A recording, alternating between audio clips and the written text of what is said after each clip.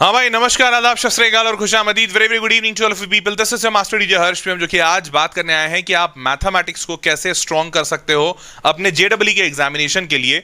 और ये खासकर 26 और 27 वाले बच्चों के लिए बता रहा हूं, जो बच्चे जेडब्ल्यू 2026 में या जेडब्ल्यू 2027 में एग्जामिनेशन देने वाले हैं।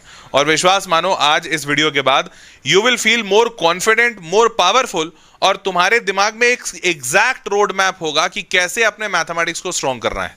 इनफैक्ट इस वीडियो में मैंने जो भी तरीके लिखे हैं या जो तुमको बताने जा रहा हूं, वो बहुत ही एक्शनेबल हैं, बहुत ही इजीली डुएबल भी होंगे। इजीली नहीं कहना शायद गलत होगा, बट डुएबल होंगे। और साथ ही साथ 100% प्रूवन रिजल्ट गिविंग स्ट्रैटेजीज और तरीके बताऊंगा।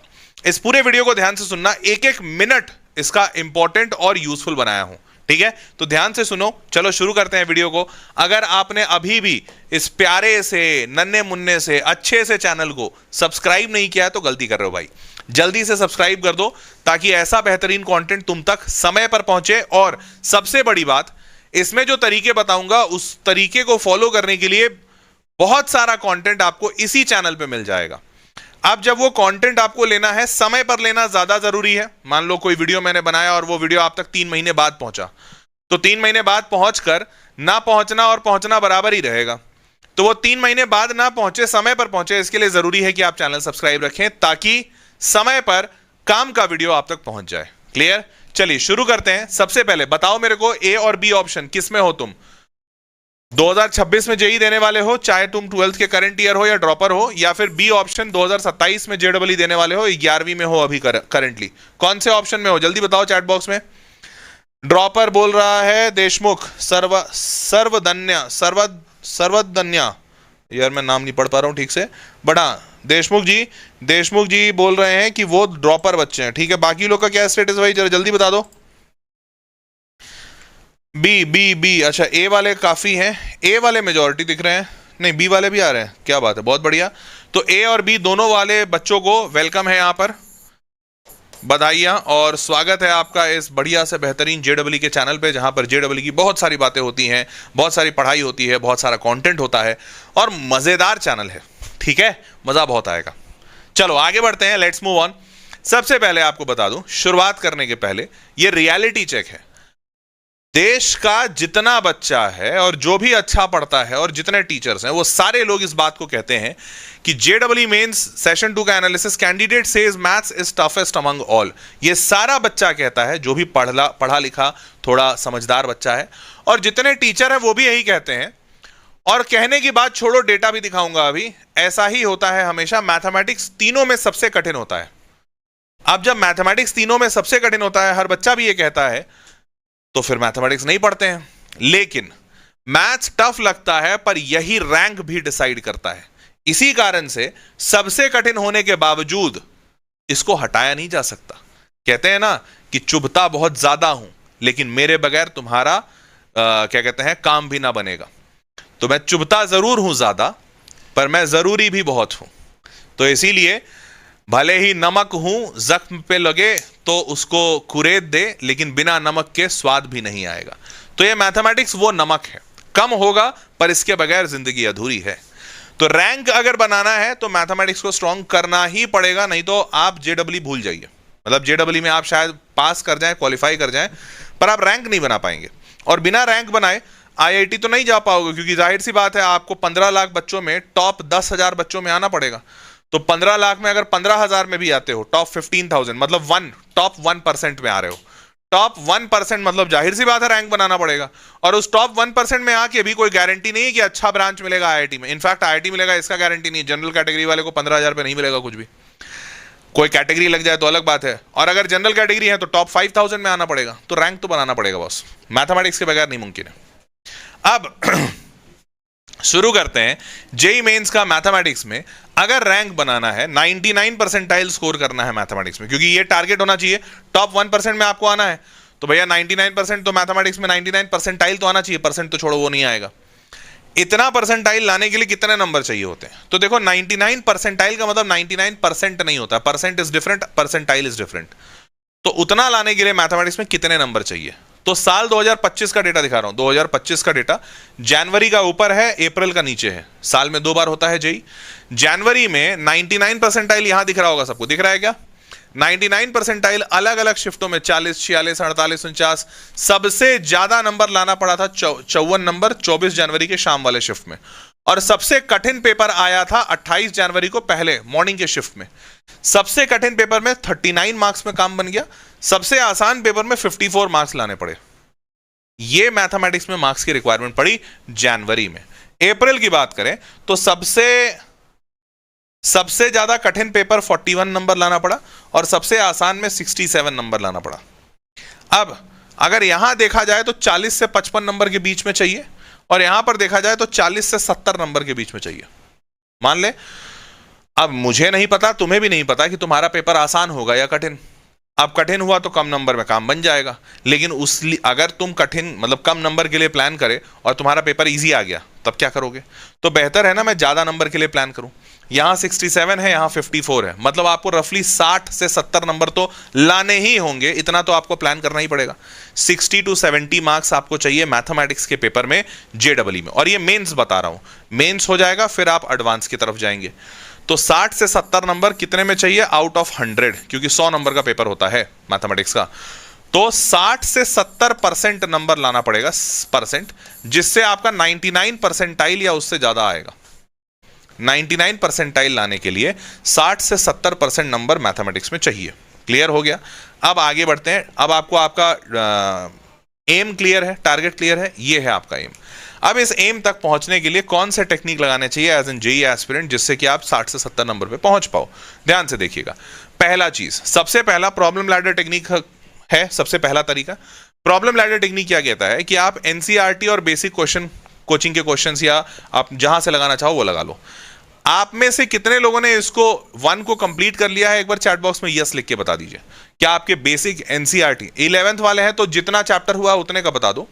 क्या तुमने जितने चैप्टर्स कंप्लीट किए उसका एनसीईआरटी कंप्लीट है? और बेसिक कोचिंग क्वेश्चंस, अगर कोचिंग जा रहे हो तो, नहीं जा रहे हो तो, अगर अपने से पढ़ रहे हो तो मेरे को प्रीवियस ईयर क्वेश्चन का बता दो कि हाँ सर मैंने किताब खरीद लिया और उससे प्रीवियस ईयर क्वेश्चंस बेसिक लगा लिया हूं।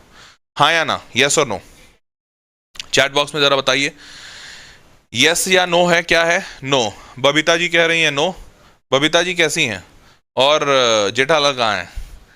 चलिए, मोक्ष कह रहा है यस, अंशु कह रहा है no. Yes yes yes yes yes, अरे बाप रे, इतने सारे यस, वो भी सवाल लगाने पे। क्या बात है, जोशीला क्राउड है मेरे पास, बहुत बढ़िया।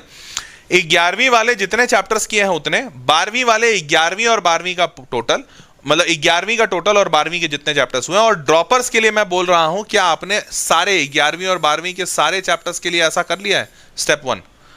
अगर नहीं किया है तो आपके लिए रेड फ्लैग है, इसको करना जरूरी है। या आपने पिछले 2 साल में कर लिया था तो फाइन है, आप यस लिख सकते हैं। फिर दूसरा स्टेप आपका होना चाहिए मॉडरेट जेईई मेंस के प्रीवियस ईयर क्वेश्चंस, जो अब आप उन जेईई मेंस के प्रीवियस ईयर क्वेश्चन की तरफ बढ़िए जो थोड़े ठीक ठाक के लेवल के हैं या फिर मेंस लेवल के, जेईई मेंस के लेवल पे, ठीक है। और अगर आपने ये भी कर लिया, यहां पे मैं यस एंड नो नहीं पूछूंगा, मेजॉरिटी का नो आएगा। तो तीसरा है tough and mix PYQs plus advance questions. ये तीसरा स्टेप आपका होना चाहिए कि आप मेंस के सबसे कठिन क्वेश्चन और एडवांस के थोड़े बहुत आसान क्वेश्चन ये बनाना शुरू करें। आपको ये 3 स्टेजेस करने हैं अपना सबसे पहला काम अपने कार्य करने के शुरुआत में आपको ये करना है, ठीक है। अब इसमें बेसिक चीज मैंने नहीं लिखी है कि भैया पहले चैप्टर को पढ़ो, फिर उसका बेसिक समझो, फिर उसका फॉर्मूला याद करो। वो सब मैं मान रहा हूं कि तुम समझ रहे हो कि उतना करना जरूरी है, वो भी नहीं करोगे तो फिर ये क्या है, मतलब फिर जेईई क्यों तैयार कर रहे हो? फिर तुम बोर्ड्स का तैयारी करो। ऐसा कर लो ना, सीबीएसई तैयार कर लेते हैं, आसान पड़ता है। सीबीएसई में नंबर अच्छे आ जाएंगे, 90 नंबर 90% तो आराम से आ जाता है। तो ये जेईई है तो वो बेसिक मैं मान रहा हूं कि तुम करके आए हो या कर लोगे, उसके ऊपर ये करना पड़ेगा ताकि तुम इस लेवल को क्लियर करो। अब यहां पर कैसे करोगे? कंटेंट बहुत सारा है, बट तत्वा वाला कंटेंट बहुत अच्छा है। ऐसा मत समझिएगा कि मैं वेदांतु में हूं इसीलिए वेदांतु का तत्वा बता रहा हूं, नहीं, ये एक्चुअली में बहुत बढ़िया है। क्यों? ये जो 3 आपको स्टेप मैंने बोला, ये 3 स्टेप यहां पर 3 एक्सरसाइजेस में दिया हुआ है। तो यहां पे क्या करते हैं, थ्योरी दी हुई है लेकिन छोटे फॉर्मेट में। छोटे फॉर्मेट मतलब 2-4 लाइन में थ्योरी दे दी गई। उसके बाद क्या किया गया, यहां पर एक क्यूआर कोड लगाया गया, ऐसे ऐसे घिचर पिचर वाला होता है ना, क्यूआर कोड लगाया गया। अगर आपको थ्योरी 2-4 लाइन में समझ में आ गई, वेरी गुड। नहीं समझ में आई, आप क्यूआर कोड को स्कैन कीजिए और इसका एक वीडियो ओपन हो जाएगा। वो वीडियो आपको पूरा थ्योरी अच्छे से समझा देगा, क्लियर? तो आपका थ्योरी क्लियर हो गया, कॉन्सेप्ट वीडियो आपने देखा, थ्योरी कंप्लीट हो गया। उसके बाद सॉल्व एग्जांपल दिए हुए हैं। इन केस अगर तुम बहुत कमजोर हो, तुमसे सवाल नहीं बनते, तो सॉल्व एग्जांपल पहले सॉल्व करो। अगर तुमसे बन जाते हैं वेरी गुड। फिर आप आते हैं एक्सरसाइज 1। ये वो बेसिक लेवल है जो मैं यहां बता रहा था। एनसीईआरटी और बेसिक कोचिंग के जो क्वेश्चंस होते हैं, ये बेसिक लेवल आपको एक्सरसाइज 1 में मिलेगा। ये कंप्लीट होते हैं आपको एक्सरसाइज 2 पे जाना है, जहां पे आपको जेडब्ल्यू मेंस के पीवाईक्यूज मिलेंगे, जो L2 मैंने लिखा था, सेकंड मेथड। और तीसरा जो स्टेप है, आपको एक्सरसाइज 3 करना है, जहां पे एडवांस लेवल के सवाल, लेकिन थोड़े हल्के वाले और मेंस के सबसे कठिन वाले वो सवाल यहां डाले गए होते हैं, ताकि इस एक्सरसाइज को जो बच्चा कर ले वो एडवांस के लिए तैयार होगा। अब देखो, सबसे बेस्ट तो ये होता है, क्योंकि चौथा एक्सरसाइज है जहां पर एडवांस का as it is previous year question रखा रहता है और आपको बनाना होता है। सबसे बेस्ट ये होगा कि तुम चारों एक्सरसाइज बना लो। पर तुम भी जानते हो, हम भी जानते हैं, बेस्ट तो सारे लोग बनना चाहते हैं, बेस्ट बन कौन पाता है। तो इसीलिए मैंने रियलिस्टिक प्लानिंग लिखा है कि तुम 3 कर लेना। चौथा कर लिए अगर तो मुझसे तुम्हें पूछने की भी आवश्यकता नहीं होगी। तुम खुद इतना कॉन्फिडेंट होगे कि सर मैं जेडब्ल्यू बहुत आराम से निकाल लूंगा। मैं इस बात को कहीं पे भी साइन करके दे सकता हूं कि अगर किसी भी बच्चे ने चारों एक्सरसाइज बना लिए, तुम किसी टीचर से मत पूछो, तुम खुद मॉक टेस्ट में बैठना, और मॉक टेस्ट में बैठोगे तुमको दिख जाएगा कि तुम्हारे नंबर बढ़ गए। बस हाँ, लेकिन चारों एक्सरसाइज, हर एक सवाल सॉल्व होना चाहिए। तो अगर आप ये कर लेते हैं तो भैया नथिंग लाइक दैट। पर 90% बच्चों का एक्सरसाइज 4 नहीं हो पाता है, मतलब ये कठिन भी है। तो बच्चे तीसरे तक का फाइट मारे, दूसरे तक बेयर मिनिमम है। मतलब अगर ये नहीं कर रहे हो तो फिर जेडब्ल्यू सोचना बंद कर दो। 1 और 2 बेयर मिनिमम है। 2 के बाद 3 कर लीजिए, आप अच्छी स्थिति में होंगे। 4 कर लीजिए, फॉर श्योर गारंटीड सिलेक्शन। ये इस तरीके से इस किताब में एक्सरसाइज बांटे गए हैं। ठीक है, इस किताब को खरीदने का लिंक मैंने नीचे डिस्क्रिप्शन में डाल दिया है, आप वहां से परचेज भी कर सकते हैं। ठीक है, आगे बढ़ते हैं। अब दूसरा स्टेप में आपको यह करना है, रिवर्स सॉल्विंग कीजिए। रिवर्स सॉल्विंग क्या होता है बॉस? एक बात बताओ, रिवर्स सॉल्विंग समझा रहा हूं, एक बात बताओ, तुम लोग जब सवाल सॉल्व करते हो तो सबसे बड़ी दिक्कत क्या होती है? दिक्कत यही होती होगी, जितना मैं जानता हूं, कि जब तुम सवाल सॉल्व करते हो तो जो सवाल सॉल्व हो गया वो तो बहुत अच्छी बात, जो नहीं हुआ उसमें थोड़ा 2-4 मिनट टाइम लगाते हो, फिर डिमोटिवेशन आता है, फिर और वक्त लगाते हो, फिर डिमोटिवेशन बहुत आता है, फिर वो सवाल छोड़ देते हो और उसके बाद पढ़ना भी छोड़ देते हो। ऐसा ही होता है। अगर एक सवाल का सोल्यूशन देखा तो फिर दूसरे में जाते हो, और दूसरा अगर नहीं बना तो फिर वहां और डिमोटिवेशन आता है, और 2-3 के बाद तो फॉर श्योर पढ़ाई छोड़ देते हो। जो बच्चा यहां पे पढ़ाई छोड़ देता है वही बच्चा फेलियर होता है। अब यहां पे एक बहुत अच्छी सी टेक्निक लगती है जो सालों से चाइना ने लगाया है और दुनिया पे राज कर रहा है। इसको चाइना वाले इसको रिवर्स इंजीनियरिंग कहते हैं, जो अच्छी टेक्निक होती है। पढ़ाई में हम इसे रिवर्स सॉल्विंग कहते हैं। मतलब आपको जो भी सवाल आपने देखा अगर नहीं बन रहा है, बिना ज्यादा दिमाग लगाए, जैसे बहुत सारे लोग कहते हैं ना 5 मिनट उस सवाल के साथ वक्त बिताओ, नहीं, कोई वक्त मत बिताओ। 5 सेकंड देखो सवाल को, समझ आता है ठीक, नहीं समझ आता है छोड़ दो। छोड़ने के बाद सीधा उसका सोल्यूशन पढ़िए। सबसे पहले उसका सोल्यूशन पढ़िए। सोल्यूशन पढ़ने के बाद उस पूरे सोल्यूशन को समझने की कोशिश कीजिए। मान लीजिए कि वो सवाल सॉल्व करने के लिए था ही नहीं, वो सवाल तो थ्योरी बताने के लिए था। ये अपने दिमाग में डाल लीजिए कि अरे नहीं, ये तो सवाल था ही नहीं, ये तो सवाल के जरिए मुझे कुछ सिखाने की कोशिश कर रहा है ये किताब, ऐसा मान लीजिएगा। तो तत्वा में आपको सिर्फ एक ही काम करना है। अगर सवाल नहीं सॉल्व होता है, तुरंत मानना है कि अरे ये तो थ्योरी है, तुरंत सॉल्यूशन पे जाना है, सॉल्यूशन पूरा पढ़ना है, फिर पूरी तरह से समझना है उसका अप्रोच क्या है। अब उसको वापस सवाल को देखना है और बोलना है अरे तुम तो सवाल ही हो, और सवाल देखने के बाद उस सवाल को सॉल्व करना है। समझ पाए मेरी बात? तो पहले उस सवाल को थ्योरी समझना है, नहीं अगर सॉल्व होता है तो थ्योरी समझकर उसका सोल्यूशन पूरा समझना है, फिर वापस उस सवाल को देखना है, मुस्कुराना है, बोलना अरे तुम इतने अच्छे आसान सवाल हो, चलो हम सॉल्व करते हैं। एक एग्जांपल भी मैंने आपके सामने रखा है। जैसे मान लीजिए ये एक सिंपल सा सवाल है, बहुत सिंपल है, पर कई बच्चों को दिक्कत होती है। इंटीग्रेशन है 0 से 2 मॉड ऑफ x-1। अब इंटीग्रेशन ऑफ 0 से 2 मॉड x-1, अगर आपको ये आता है तो चुटकियों में सॉल्व होगा, नहीं आता है तो जितना माथा फोड़ लो नहीं समझ में आएगा, क्योंकि इसके पीछे एक सिंपल सा कॉन्सेप्ट लगा है। कॉन्सेप्ट ये है कि भैया ये x-1 जो है मॉड, ये अपना नेचर चेंज करेगा x = 1 पे। 1 से छोटा कोई भी वैल्यू डालोगे ये नेगेटिव आ रहा है, 0 डालो, 0 - 1 नेगेटिव। जब भी नेगेटिव आता है मॉड के अंदर तो वो एक माइनस सप्लाई करता है। तो अगर ये x 1 से छोटा है मतलब ये माइनस ऑफ x-1 बनेगा, और अगर ये 1 से बड़ा है मतलब ये x-1 बनेगा। अब अगर आपको ये कॉन्सेप्ट आता है तो आपको ये भी लिखने की आवश्यकता नहीं, आप सीधा आंसर लिखोगे कि 0 से 1 में ये इंटीग्रेट होगा -(x-1) dx, प्लस 1 से 2 में ये इंटीग्रेट होगा x-1 dx। परंतु अगर आपको ये कॉन्सेप्ट नहीं आता है तो आप ये कॉन्सेप्ट चाहे जितना देर इसमें दिमाग लगा लो, ये आप सोच ही नहीं पाओगे, क्योंकि ये बेसिक थ्योरी है। अब सोच के देखो, ये बेसिक थ्योरी है मैं कह रहा हूं, परंतु सवाल तो इस पे आया और ये जेडब्ल्यू मेंस का प्रीवियस ईयर क्वेश्चन है। तो एक बात समझ में आई कि सवाल बहुत सारे ऐसे होते हैं जिस पे आपको माथा फोड़ना ही नहीं है, क्योंकि वो सवाल अगर आपसे नहीं बन रहा है, there might be a very strong chance कि वो सवाल आपसे इसलिए नहीं बन रहा है क्योंकि उसकी थ्योरी आपको नहीं आती है। तो अब अगर तुम इसको थ्योरी के तौर पे समझोगे तो तुमको लगेगा अरे यार बहुत आसान है, ये तो थ्योरी सीख लिया, कॉन्फिडेंस बूस्ट होगा। लेकिन अगर इस सवाल के साथ 5 मिनट बिता लिए, डिमोटिवेशन ही डिमोटिवेशन होगा और कुछ नहीं होगा। तो इसीलिए ये अप्रोच बहुत जरूरी है, और इसीलिए मैंने इस पे इतना टाइम लगाया कि बेटा रिवर्स सॉल्विंग करो। समझ रहे हो? यूएसए बहुत रिसर्च एंड डेवलपमेंट करके आगे बढ़ा। चाइना जैसे यूएसए 250 साल में जहां तक पहुंच पाया, चाइना बस 50 साल में पहुंच गया। क्यों? क्योंकि उसने रिवर्स इंजीनियरिंग लगाई। यूएसए वाले जो भी बनाते हैं, चाइना उसको कॉपी कर देता है, ऑल्दो उसका फेल भी होता है, बट ठीक है, कॉपी करता है ना, कॉपी से कम इंडिया से तो आगे ही चला गया है। तो हेंस रिवर्स सॉल्विंग से आप हो सकता है टॉपर ना बन पाए, बट अगर टॉपर के आसपास भी पहुंच गए हो, दैट्स वेरी गुड ना। मान लेते हैं टॉप 100 रैंक नहीं आएगा, अबे टॉप 500 रैंक आ जा रहा है, तो कम से कम बाकी बच्चे जो आईआईटी सेलेक्ट भी नहीं होंगे या एनआईटी में रह जाएंगे, उससे तो आगे पहुंच जाओगे ना तुम। तो रिवर्स सॉल्विंग बहुत इंपॉर्टेंट है। आगे तीसरा, chapter wise trick to prioritise. क्या मतलब? कुछ ऐसे चैप्टर्स होते हैं जिनका रिटर्न ऑन इन्वेस्टमेंट बहुत हाई होता है, मतलब कम समय देकर, टाइम लेस देकर गेन ज्यादा होता है। कम टाइम गेन ज्यादा। कौन कौन से हैं? जैसे डिफरेंशियल कैलकुलस, सिंपल फॉर्मूला समझिए, कर्व स्केचिंग जान लीजिए, कर्व स्केचिंग से तुरंत एप्लीकेशन लगा के आप आंसर, मतलब आपका सवाल बन जाएगा। वैसे ही डेफिनेट इंटीग्रेशन, कुछ नहीं करना है, सिर्फ फॉर्मूला समझना है, कहीं कहीं ग्राफ समझ लीजिए, नहीं तो वो भी छोड़ दीजिए, आपका सवाल बन जाएगा। Probability vector 3D, super highest priority, मतलब सुपर स्कोरिंग चैप्टर्स, कुछ नहीं करना, बस formula, complete 100% formula based chapters, that's it, fully scoring.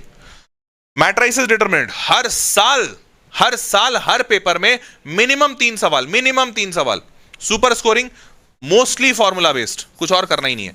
तो ऐसे टॉपिक्स को सबसे पहले उठाइए, क्योंकि जब आप इन टॉपिक्स को पढ़िएगा तो आपको समझ आएगा कि अच्छा, आपके एग्जामिनेशन में, मॉक टेस्ट में मेजॉरिटी सवाल बन जा रहे हैं, तो आपका कॉन्फिडेंस हाई होगा और इसमें कम समय देकर आप ज्यादा गेन करेंगे। तीसरा, हाई वेटेज। अच्छा, अब इसमें यह भी बता दूं कि चैप्टर वाइज ट्रिक में हाई वेटेज चैप्टर्स कौन कौन से हैं। तो टोटल आपको बता दूं, मैथमेटिक्स में 11वीं और 12वीं मिलाकर एनसीईआरटी के हिसाब से कुल 27 चैप्टर हैं। कितने? 27। जेडब्ल्यू का सिलेबस के हिसाब से अगर देखोगे तो ये चैप्टर्स बढ़कर 30-32 भी हो सकते हैं, ठीक है, बट मैं एनसीईआरटी पकड़ता हूं, इसको छोड़ो। 27 चैप्टर है। 27 में से मैंने 15 का लिस्ट दिखाया आपको, टॉप के 15 चैप्टर्स जिनका वेटेज हाई है। वेटेज हाई मैं कह रहा हूं नहीं, डेटा कह रहा है। साल 2025, साल 2024 नहीं, साल 2025 ये दोनों, 2024 ये दोनों है, सॉरी। अब 2025 और 24 में टोटल कितने शिफ्ट हुए थे? तो 2025 में 19 शिफ्ट हुआ था और 2024 में, ये जो ग्रीन वाला है, टोटल 20 शिफ्ट हुआ था। 10 शिफ्ट जनवरी में, 10 शिफ्ट अप्रैल में। 19 शिफ्ट में 40 सवाल पूछे गए। कौन से चैप्टर? मैट्रिसेस डिटरमिनेंट से। मतलब हर 19/40 करेंगे तो 2 से ज्यादा का एवरेज आ रहा है। मतलब हर पेपर में मिनिमम 2 सवाल आया है, कुछ पेपर में 3 सवाल भी आए हैं। 43 क्वेश्चंस किसमें? 3D ज्योमेट्री में, सिर्फ 3D में 43 क्वेश्चंस, मतलब मोर देन 2 क्वेश्चंस पर पेपर। ऐसा ही वैसे ही सीक्वेंस एंड सीरीज 36, मतलब नियरली 38 आता तो 2 सवाल पर पेपर हो जाता, मतलब नियरली 2 सवाल तो आया है। तो देखो 2 सवाल 2 सवाल 2 सवाल 2 सवाल 2 4 6 8, सिर्फ 4 चैप्टर करके, 1 2 3 4, सिर्फ 4 चैप्टर करके 8 सवाल पक्के हो गए। और अगर 8 सवाल का मार्क्स निकालोगे तो 8 गुना 4 32 नंबर। आपको लाना कितना था 99 परसेंटाइल के लिए? 60 नंबर, 60 से 70 के बीच में। तो इसका 50%, तुम अपने 99 परसेंटाइल के लिए जितना नंबर चाहिए उसका आधा 50% मार्क्स सिर्फ 4 चैप्टर पढ़ के निकाल लिया। हाई वेटेज इसको कहते हैं। और अगर डेटा से जाओगे तो ऐसे समझ में आ जाएगा कि अच्छा ये हाई वेटेज है, इसको करना है, इससे हो जाएगा। ये 4 चैप्टर इतने इंपॉर्टेंट है। उसके बाद फंक्शन, बाइनोमियल, ये सारे बाकी सब भी हैं। एक एक सवाल यहाँ से भी आ रहा है, 1 2 3, यहाँ पे 4, ये 5 6 7 8, 8 चैप्टर यहाँ से कर लो। 8 और 4 12, मैंने 3 थोड़े बोनस में और डाल दिए हैं क्योंकि जरूरी नहीं कि यही सारे चैप्टर आए, थोड़े शफल भी होते हैं। 15 चैप्टर्स, आराम से 64 से 84 नंबर का सवाल यहाँ से आ रहा है। पिछले साल 24 में 25 में भी आया था, उसके पिछले साल भी 24 में भी आया था। तो आप बड़े आराम से इन चैप्टर्स से वो उतने मार्क्स ला सकते हो जितने की आपको जरूरत है। क्लियर? अब आगे बढ़ते हैं। चौथा स्टेप सबसे इंपॉर्टेंट। अब चौथा स्टेप सबसे इंपॉर्टेंट, आप इसको ऐसे समझो ना कि आपने जो पहला स्टेप था ना वो ईंट रखने का था, आपने ईंट रखी। ईंट रखने के बाद दूसरा स्टेप जो था इन सब के बीच में सीमेंट भरने का था। ठीक है? तीसरा स्टेप इसको प्लास्टर करने का था, प्लास्टर कर दिया, अब दीवार बन गई। चौथा स्टेप इस दीवार पे पेंट करने का है, पुट्टी करके पेंट करने का। अब पेंट करने के बाद ही दीवार बहुत खूबसूरत लगेगी। तो कहने के लिए आप कोई कह सकता है कि सबसे ज्यादा जरूरी तो यही था कि पेंट हो जाए दीवार पे। हालांकि पेंट के स्टेज में तब तक नहीं पहुंचोगे जब तक तुमने ईंट नहीं लगाई, बीच में सीमेंट नहीं डाला और प्लास्टर नहीं किया। तो ये सबसे इंपॉर्टेंट स्टेप है, बट उसके पहले ये 3 स्टेप होने जरूरी है, नहीं तो पेंट लगाओगे किस पे? मॉक टेस्ट दोगे कैसे? जब तक पढ़े नहीं हो, जब तक PYQs नहीं बनाए हो, जब तक तत्व का एक्सरसाइज 1 और 2 नहीं किया तुमने। एक्सरसाइज 3 कर लो, बहुत अच्छी बात, बट 1 और 2 नहीं किया तुमने, तो मॉक टेस्ट कैसे दोगे दादा? मॉक टेस्ट में तो सवाल पूछे जाएंगे प्रीवियस ईयर क्वेश्चन के, नंबर नहीं आएगा, डिमोटिवेशन हो जाएगा। 40 नंबर लेकर आओगे 300 के पेपर में, फिर सोचोगे जिंदगी बर्बाद है, फिर सोचोगे पढ़ाई ही बर्बाद है, फिर सोचोगे एजुकेशन सिस्टम ही खराब है, फिर सोचोगे नहीं मैं ही खराब हूं। तो वो सोच तक पहुंचने के लिए जरूरी है कि आप मॉक टेस्ट दें, और मॉक टेस्ट के लिए जरूरी है कि आप पहले के 3 स्टेप्स पूरे करें। ठीक? 3 स्टेप अगर आपने पूरा कर लिया तो देखो ये कितना बढ़िया व्हाइट वॉश करेगा, तुम्हारे दीवार पे कितना बढ़िया पेंट लगाएगा। आपको पूरी की तरह से एक्यूरेसी समझ में आएगी। यहां पर आपने जितना भी पढ़ा पहले 3 स्टेप में, आपने अच्छे से काम किया नहीं किया, ये एक्यूरेसी मॉक टेस्ट से समझ में आएगी। कॉन्सेप्चुअल, कैलकुलेशन, टाइम, प्रेशर, ये सारी चीजें आप इसी में मैनेज करना सीखेंगे कि आपकी कॉन्सेप्ट क्लियर है कि नहीं, आपको कैलकुलेशन फास्ट होता है कि नहीं, आपका टाइम मैनेजमेंट बढ़िया है कि नहीं, आप सिली मिस्टेक्स तो नहीं करते हो। ये सारी चीजें मॉक टेस्ट में निकल कर आएंगी और ये जरूरी चीजें हैं, इससे एग्जामिनेशन सिलेक्शन या नॉट सिलेक्शन होता है। Maintain a mock test journal. Journal मतलब आपको एक अपने पास डायरी बना के रखनी है। डायरी में क्या करोगे? अपने हर एक टेस्ट का स्कोर लिखोगे, टॉप के 3 मिस्टेक्स जो तुम हर एग्जामिनेशन में कर रहे हो वो लिखोगे, और things will be fix before next test ये लिखोगे, और हर एक टेस्ट का एक पेज लिखोगे। ऐसा नहीं एक ही पेज में 4 बार 4 टेस्ट का लिख लिए, साफ सुथरा लिखो। मॉक टेस्ट में नंबर कितने आए, उनमें क्या टॉप के 3 मिस्टेक्स थे, अगली एग्जाम में आप क्या क्या फिक्स करने वाले हो, ये 3 चीज लिखो और हर टेस्ट में लिखते जाओ। और इसका एक आगे चलकर एक पूरा टेबल बनाओ कि कितने स्कोर आ रहे हैं और वो स्कोर बढ़िया हो रहे हैं कि नहीं। इससे बहुत हद तक आपको समझ में आ जाएगा वेदर यू आर डेवलपिंग और नॉट डेवलपिंग। तो ये है मॉक टेस्ट, चौथा नंबर। 5वां नंबर ट्रैक मैथ प्रोग्रेस, जो मैंने बताया। तो अब आप ये देखिए 3 टियर ट्रैकर बनाइए। कॉन्सेप्ट आपका कोई भी चैप्टर का कॉन्सेप्ट डन है? हाँ, वेरी गुड। दूसरा स्टेप PYQ सॉल्व किया, हाँ या ना। और तीसरा मॉक टेस्ट की एक्यूरेसी परसेंटेज क्या है। ये 3 स्टेप अगर आपने चेक कर लिया, मतलब आप तैयारी के बेहद करीब हो और अब आप अच्छा करोगे। कॉन्सेप्ट नहीं डन है, यही खत्म, फिर तो आगे बढ़ने की बात ही नहीं है। डन है पर PYQ नहीं सॉल्व किया, मतलब गुड फॉर नथिंग है, क्योंकि आप सिर्फ कॉन्सेप्ट सीख कर क्या करोगे। PYQs भी अगर डन हो गया तो फिर मॉक टेस्ट में आपको पता चलेगा कि आप जितना सीखे हो उसको एग्जाम में निकाल पाओगे कि नहीं निकाल पाओगे। मॉक टेस्ट के परसेंटेज से पता चलेगा। क्लियर है? अब ये यहां तक की जो बातें थी वो सारे बच्चों के लिए थी, 26-27 दोनों वालों के लिए, और 26 के लिए थोड़ी ज्यादा। 27 वालों को बस अच्छी बात यह है उनके पास समय ज्यादा है, तो समय ज्यादा है तो वो कॉन्सेप्ट्स को डीप में घुसकर पढ़ सकते हैं, और उनको जरूरत भी पड़ेगी, नहीं तो उनको कॉन्सेप्ट आएगा नहीं। अब उनको क्या करना चाहिए, उनको ब्रिज कोर्स जरूर लगाना चाहिए, इससे उनके कॉन्सेप्ट बूस्ट होंगे, कॉन्फिडेंस बहुत अच्छा होगा। Cuts down shocks of JEE syllabus jump, क्योंकि JEE का सिलेबस बहुत कठिन होता है 10वीं के कंपैरिजन में, और makes school plus coaching easier to manage. तो आपको अभी सीखना है ये सब जो आपके भैया दीदी सीख चुके हैं, तो आप ये सब चीजें कुछ एक्स्ट्रा कर लीजिएगा। क्वाड्रेटिक बहुत मदद करेगा, 10वीं में भी है, 11वीं में भी है, 12वीं में भी है। AP 10वीं के बाद 11वीं 12वीं में आता है। लॉग, ट्रिगो और सेट्स ये सब 10वीं से कनेक्टेड है।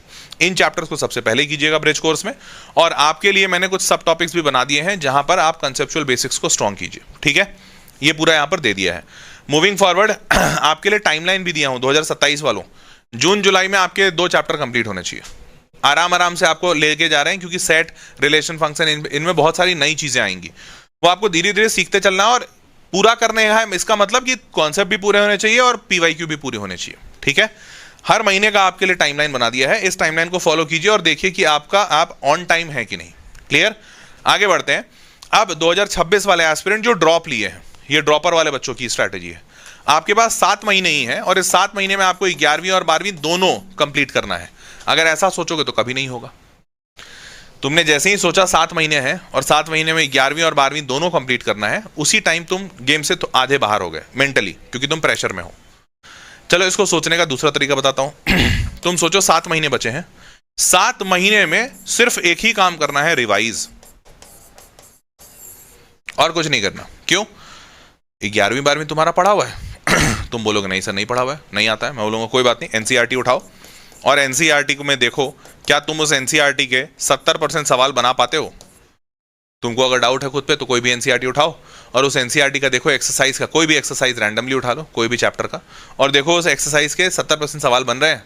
अगर बन रहे हैं मतलब तुम्हारा थ्योरी कॉन्सेप्ट डन है, तुमने बस रिवाइज नहीं किया है। रिवाइज कह लो या फिर इसका दूसरा नाम कह लेते हैं प्रैक्टिस नहीं किया है।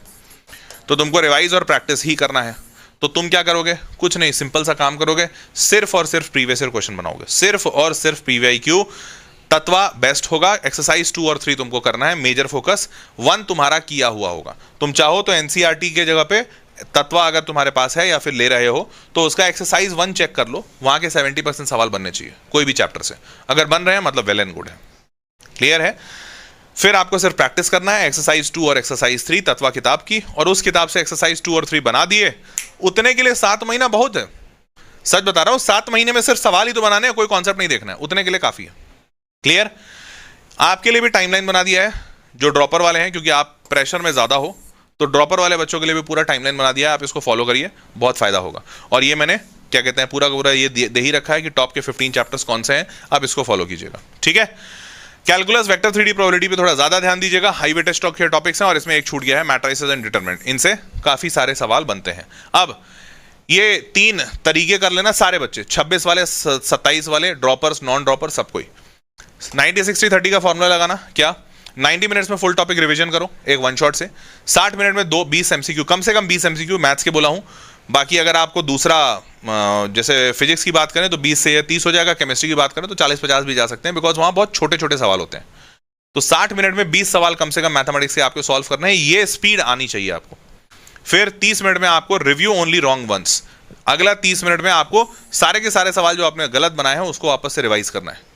तो ये 90-60-30 का रूल याद रखोगे तो 1.5 घंटा, 2 घंटा, 3 घंटा, 3 घंटे में कोई भी चैप्टर जो आपका पढ़ा हुआ है, कोई भी चैप्टर जो आपका पढ़ा हुआ है उसको एक अच्छे से स्पीड में रिवाइज कर लोगे, सिर्फ 3 घंटे में। Clear? Hack 2, 1 topic 1 week 1 win, मतलब टारगेट 1 चैप्टर पर वीक, ठीक है। Master all the type of questions, easy, medium, tough, each end week with a self curated mock test. ये उन बच्चों के लिए है जो अभी 11वीं में है, ये उन बच्चों के लिए बताया जो ड्रॉप लिए हुए हैं, ये 11वीं वालों के लिए है, क्योंकि 11वीं वालों के लिए अभी उनके पास समय है और वो कर सकते हैं आराम से। Hack 3, red flag rule. Red flag rule बता रहा हूं क्या है, पहले सुनो। If you get 2+ questions wrong in a subtopic, mark it red flag, next Sunday red flag day, revise only weak zones. ध्यान से देखना ये 12वीं वालों के लिए है। क्यों?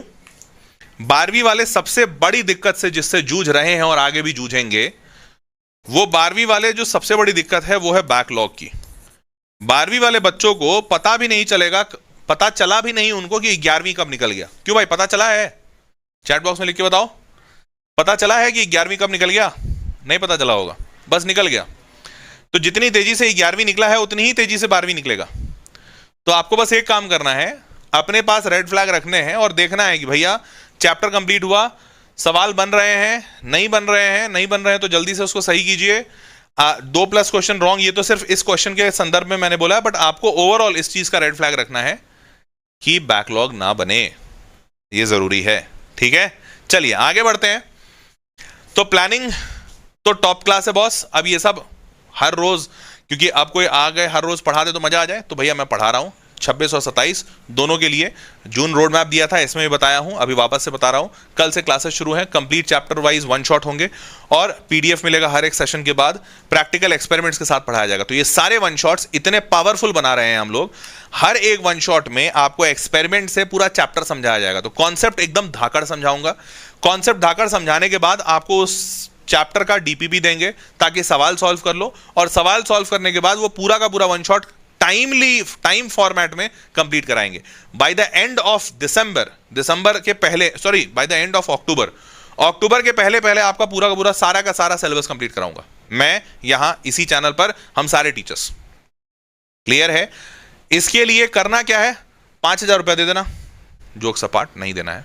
इसके लिए बस एक काम करना है, फ्री ऑफ कॉस्ट है, चैनल सब्सक्राइब कर लो और चैनल पे डेली सेशंस आएंगे, तुम्हारा समय बचे। इसके लिए मैं एक काम कर रहा हूं, इनमें से कोई भी सेशन को लाइव नहीं रखा हूं, क्योंकि लाइव में क्या होता है, जब मैं पढ़ा रहा हूं तो उसी टाइम पे तुमको देखना पड़ेगा, और तुमको मान लेते हैं 2 घंटे का लेक्चर लिया, 2 घंटा लगाना पड़ेगा। पर हो सकता है अगर वो सेशन जब हो गया उसके बाद तुम देखो तो शायद 1.5x के स्पीड पे तुम अपना जल्दी में आधे घंटे 1.5 घंटे में काम बन जाएगा। तो हेंस हम इस बार क्या कर रहे हैं, मैं सारे के सारे सेशंस रिकॉर्डेड रखूंगा और रिकॉर्ड करके आपको अपलोड कर दूंगा, प्रीमियर भी नहीं, अपलोड कर दूंगा। तो अपलोड करने से फायदा ये होगा, जैसे ही वो चैप्टर आया चैनल पर, तुम चैनल पर जाओ वीडियोस वाले सेक्शन में, और वीडियोस वाले सेक्शन में उस चैप्टर को लगाओ, अपना 1.5x करना है, 2x करना है, जैसा करना है, तेजी से उस सबको देखो, जो जो काम की चीजें, या तो स्क्रॉल करना है, आगे करना है, पीछे करना है, जैसे करना है वैसे करो, और उसको जल्दी से जल्दी कंप्लीट करो। वन शॉट जैसे ही कंप्लीट होगा, तुम्हारा पूरा कॉन्सेप्चुअल क्लैरिटी आ जाएगा। फिर तुम्हारे पास सिर्फ एक काम रहेगा, तत्वा सॉल्व करना है और सारे पीवाईक्यूज उसी से बनाने हैं। क्लियर है? आपका हर रोज एक लेक्चर होना है, इसका प्लान ये है, Monday Tuesday Wednesday Thursday Friday Saturday हर रोज एक लेक्चर दिया है। इस एक लेक्चर में 3 दिन आपका 11वीं होगा और 3 दिन आपका 12वीं होगा। तो 11वीं वाले बच्चे सिर्फ 3 दिन, 12वीं वाले बच्चे सिर्फ 3 दिन, और जो JEE 2026 में दे रहा है ड्रॉपर वाला या 12वीं वाला, उसके लिए 6 दिन एक एक लेक्चर है, but that is also not too much. हर रोज एक लेक्चर तो कर ही सकते हो। अब वीकली शेड्यूल आपको टेलीग्राम चैनल पे और वेदांतु के कम्युनिटी पोस्ट दोनों जगह मिल जाएगा, इसलिए बोल रहा हूं चैनल सब्सक्राइब रख लेना। नोट्स मिल जाएंगे, नोट्स आपको वीडियो डिस्क्रिप्शन में डाल देंगे। क्लियर? ये है पूरा शेड्यूल। 12 जून कल से पहला शुरू हो रहा है, कल फिजिक्स का है पहला यूनिट एंड मेजरमेंट, 13 जून को फिर सोल्यूशन होगा और 14 जून को सेट्स होगा। ठीक है? तो इस तरीके से पूरा का पूरा कंप्लीट कराएंगे, और ये अक्टूबर के पहले कंप्लीट हो जाएगा, मतलब अक्टूबर इज द डेडलाइन। अक्टूबर में अगर पूरा सिलेबस कंप्लीट हो जाता है तो तुम JEE के लिए मोर देन रेडी होगे और मोर देन कॉन्फिडेंट, मतलब बहुत ज्यादा धाकड़ कॉन्फिडेंट होगे। क्लियर? चलिए, तो लेडीज एंड जेंटलमैन, इसीलिए सब्सक्राइब कर लीजिए चैनल को, और तगड़े तरीके से इस बार तैयारी करेंगे, JEE को हर हाल में हराएंगे और तुम ज्यादा कॉन्फिडेंट होकर निकलोगे। इस 2-3 महीने के पीरियड में, जून जुलाई अगस्त सितंबर और अक्टूबर, 5 महीना, सिर्फ 5 महीना मैं मांग रहा हूं, इस 5 महीने में तुम मच बेटर इंसान बनकर निकलोगे, धाकड़ और ताबड़तोड़। क्लियर है? चलो भाई, तो that was all for this session. Sir enough रहेगा? सचिन मोर देन एनफ रहेगा, सच बता रहा हूं, मोर देन एनफ रहेगा, मजा आ जाएगा तुमको, तुम खुद कॉन्फिडेंट फील करोगे। क्लियर? मिलते हैं अगले वीडियो में, तब तक के लिए take care, bye bye, good night, और चैनल सब्सक्राइब रख लेना, और अपने दोस्तों को बता देना भाई। तत्वा, अच्छा सारे लोग इस वीडियो के डिस्क्रिप्शन में जाके वहां से तत्वा ले लो, क्योंकि तत्वा की जरूरत पड़ेगी। जो मैं सेशंस कराऊंगा तो उन सारे सेशंस को करने के बाद नीचे आपको किताब सॉल्व करनी पड़ेगी, उसके बगैर नहीं हो पाएगा। और मैं किताब के क्वेश्चंस कराऊंगा, बट सेशन में 2, 4, 5, 10, 20 सवाल होंगे, आपको 200 सवाल बनाने हैं। मेरे 20 सवाल और आपको 200 सवाल, दोनों में बहुत अंतर है, तो आपको वो 200 सवाल तो बनाना पड़ेगा। हार्डवर्क का सब्स्टिट्यूशन नहीं है, स्मार्ट वर्क से कर सकते हो, बट हार्डवर्क तो फिर भी करना पड़ेगा। तो हेंस तत्वा के लिए कहाँ गया स्टडी मटेरियल वी स्टोर मंथन फलाना ढिमकाना स्टडी मटेरियल वी, बताओ तत्वा का लिंक। अच्छा है JEE Tatva practice books for 11th and 12th, ये कॉम्बो वाला है, इसमें 11 12 दोनों का मिल जाएगा। क्लिक कर दो, जैसे ही क्लिक करते हो ये पेज ओपन हो जाएगा। Set of 8 books, set of 6 and set of 8, total 22 किताबें हैं। 8, अरे चाचा बाद में, 8 केमिस्ट्री, 8 फिजिक्स, 6 मैथमेटिक्स। ठीक है? इसमें 11वीं 12वीं दोनों है, सारे प्रीवियस ईयर क्वेश्चंस डले हुए हैं, JEE के डले हुए हैं, मेंस के और एडवांस के दोनों डले हुए हैं। ठीक है?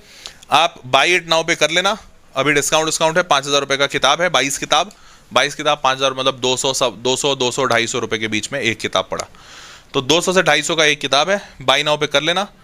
मेरा लॉगिन किया हुआ है? अच्छा मेरा लॉगिन किया हुआ है, तो मेरा नहीं लॉगिन नहीं किया हुआ, लॉगिन करना होगा। तो लॉग इन कर लेना, अपना एड्रेस डाल देना, यहाँ पे पूरा एड्रेस मांगेंगे, डिलीवरी कहाँ करानी है, आपके घर पे ये डिलीवर करा जाएगा, and then you can start practising. ठीक है भाई, समझ गए? चलो, तो ladies and gentleman, that was all for this session. I hope you loved and enjoyed the session. If that is the case, do let me know in the comment box, और मिलते हैं मजेदार तरीके से इस सेशन की पढ़ाई लिखाई में और वन शॉट में। ठीक है, तत्वा जरूर खरीद लेना सेशन शुरू होने के पहले, या फिर आज ऑर्डर कर दो, 2-3 दिन में पहुंच जाएगा। क्लियर? मिलते हैं अगले सेशन में। Bye bye, take care, good night.